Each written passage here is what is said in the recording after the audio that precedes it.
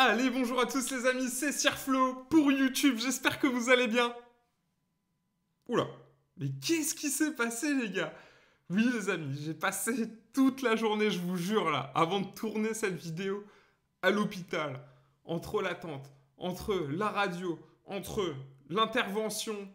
Oui, j'ai eu un petit problème les amis avec mon petit doigt, mais rassurez-vous, ça va très bien. En tout cas là, je suis au top pour vous tourner cette vidéo. Et je suis là, même quand je passe la journée à l'hôpital, vous avez votre vidéo du samedi, les gars.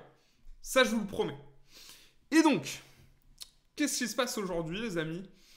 On va tout simplement review une petite main de parties privées. Alors, il faut savoir que les parties privées, en ce moment, il y en a beaucoup. Pourquoi il y en a beaucoup, les amis?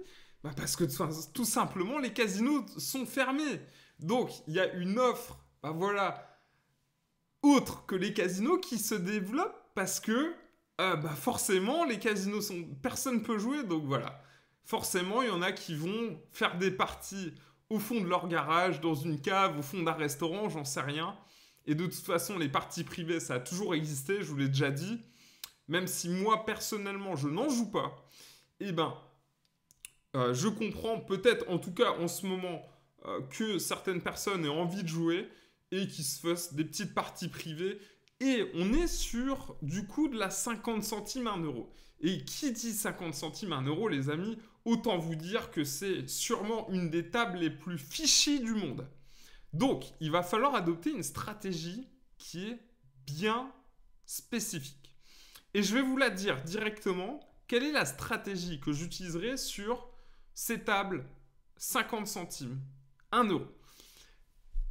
La première chose, c'est tout simplement que je ne blufferai quasiment pas. Je vais m'interdire de bluff parce que je vais vraiment leur faire très très peu confiance pour fold. Le deuxième point qui est juste ultra important, c'est on va jouer ultra tight pré-flop et ultra tight post-flop. Et le quatrième point avec le quatrième doigt, on va éviter de jouer les mains spéculatives. Voilà. Donc là, je suis en mode 4 doigts. Mais vous inquiétez pas, j'ai encore les 5. C'est juste là, ils sont attachés là ensemble. Et donc, on est parti dans cette petite main. Ah, on va la relancer. Ah non, c'est bon, ça marche. Alors là, voilà, déjà, ça fait 50 centimes 1 euro.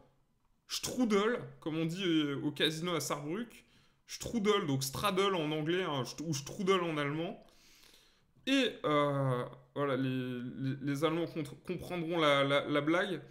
Et on a Limp de Pizzaiolo. Après, on a Doudou ici. On a Didier sûrement ici. Et on a Fred. Et on a le chauffagiste, hein, évidemment. Donc, on est vraiment sur une vraie partie privée. Hein. Donc, Limp du Pizzaiolo. On a Matinron qui se retrouve ici au bouton et qui décide d'isoler le Pizzaiolo. Alors, c'est, je pense, honnêtement, pas un play incroyable sur ces parties. Parce que, encore une fois, je vous répète la stratégie. Jouer tight pré-flop, post-flop, ne pas jouer des mains spéculatives. Et là, on est vraiment pile dans les mains spéculatives et jouer loose pré-flop. Donc, honnêtement, sur ces tables-là, je vais favoriser, et vraiment, genre, très très souvent ici, un limp ou un fold, tout simplement. Parce que c'est très très dur, déjà, de bluffer. On ne peut pas bluffer, en tout cas, moi, je vous le déconseille. Post-flop, et souvent, quand on s'embarque avec une main du type hauteur 8, on aura besoin souvent de bluffer. Et ici, regardez ce qui se passe. Et d'où l'intérêt de jouer tight pré-flop. Call. Call de Didier, call de Fred, call du chauffagiste et call de la Pizzaiolo qui a plus que 8 chorizo à rajouter dans un pot qui fera 50 chorizo. Donc là, on est vraiment sur une table où clairement, on ne doit pas isoler des mains du type hauteur 8. Et on trouve par contre un flop qui est juste monstrueux puisque il a qu'un de parler de vous plus flush draw. En sachant que le flush draw, il faut quand même faire attention, il peut avoir des flush draw meilleurs. C'est pour ça que les mains spéculatives comme ça, faut quand même faire attention quand on est 5 dans la main. Donc là, ça fait check de Didier. Donc bête de Fred. Ah, évidemment, il va y avoir beaucoup de donc bêtes sur ce type de table en partie privée. Donc bête de Fred. Chauffage is fold. Pizzaiolo call. Donc il rajoute 20 chorizo dans un pot qui en faisait 70. Et là, qu'est-ce qu'on fait à la place de Matin Run qui a floppé un monstre? Là, on peut le dire. Eh ben, je vais rester encore stick à ma stratégie initiale, qui est de jouer tight post-flop et qui est de ne pas bluffer. C'est-à-dire que ici, s'il y a un as en face, bah même si tu fais 100 euros, je leur fais pas du tout confiance pour fold un as. Et même pire, il y a des fois où si tu raises à 100 euros, ils vont te coller avec un 9 tout simplement. Ils vont te coller avec un 6. Donc j'ai vraiment envie d'éviter complètement de bluff sur ces parties. Donc je call. Et Matin Run, call. Donc là, on est très content. Matin Run, d'ailleurs, qui est un de nos élèves Masterclass Casino. Voilà, qui est vraiment en période de progression. Il joue des petites parties pour l'instant. Il joue aussi quelques fois de la 5-5, mais il fait des shots. Voilà. Donc là, il call. Très bien. J'aurais collé aussi. River, turn, 10. Donc juste magnifique, là, pour le coup. Qu'est-ce qui se passe? Fred fait 30. Pizzaiolo call. Et ici, le play est assez évident. On va devoir raise. Pour les raisons qu'on a évoquées au flop, c'est que quand ils ont un as, ils vont avoir du mal à fold. S'ils ont double paire, évidemment qu'ils vont jamais fold. Mais de manière ici générale, quand on va raise ici, on va souvent value tout simplement un as sec. Ça peut très bien être as-8 par exemple. As-7. Donc tu vois, un as avec une gutshot. Ou ça peut être un as du type as-valet. Peut-être as-10 aussi, qui fait deux paires chez Fred. Peut-être que Fred a donc bet as-10 au flop et il fait double paire turn. Donc ici, on a vraiment un raise facile, surtout qu'on sait qu'il fold jamais. Et là, Matin Run a fait un play que j'aime pas du tout. Il a call, donc je pense que vraiment, c'est pas bon du tout. En plus, on voit au niveau des stack size, on n'est pas bon du tout, parce que si on call, le pot fait 200, et Fred, on peut pas déstacker Fred, en fait. Et c'est quand même lui qui a donc bet 2 fois de suite. Hein.